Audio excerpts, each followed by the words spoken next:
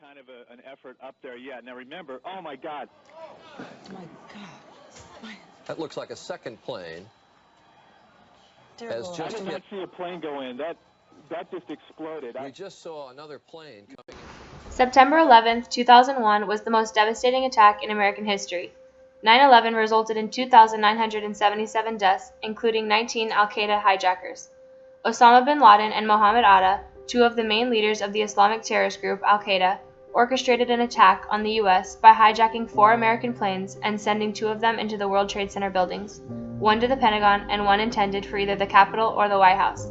American Airlines Flight 11 and United Airlines Flight 175 hit the World Trade Center in New York City. The North Tower, and the first to be hit, was hit at 8:46 a.m. The hijackers then flew the next plane into the South Tower at 9:03 a.m. The next plane hit the Pentagon, which is the headquarters for the Department of Defense, was hit at 9:37 a.m. The fourth and final plane that was headed for either the Capitol or White House was flown into the ground in a field in Shanksville, Pennsylvania. After the plane had been hijacked, the passengers tried to regain control of the plane.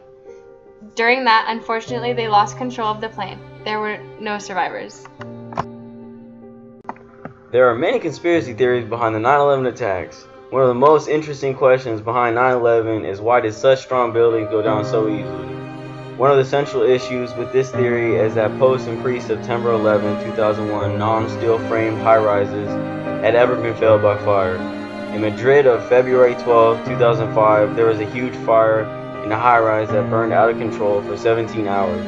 Yet the World Trade Center collapsed after a much smaller fire had burned for about an hour. Theorists wonder how this is possible. Another interesting fact about 9/11 is the World Trade Center Building 7 fell at the evening of September 11th at 5:20 p.m. There are many questions as to how this building was affected. The story is there were tanks of diesel fuel in the basement and they caught fire. The only problem with this theory is that there is no evidence of a fire being fueled by diesel, no photographic evidence, and no eyewitness testimony. The official report of the WT-7's collapse comes to no conclusion. The reports of the 9/11 Commission does not mention WTC's family.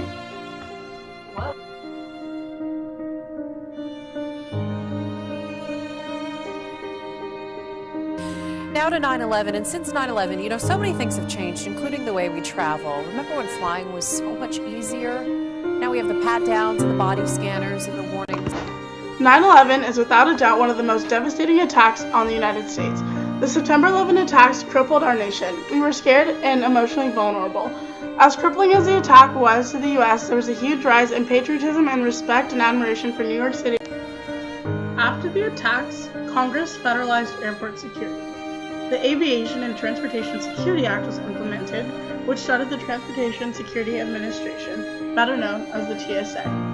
The TSA implemented strict guidelines on security, luggage screening, and now security is tighter than ever.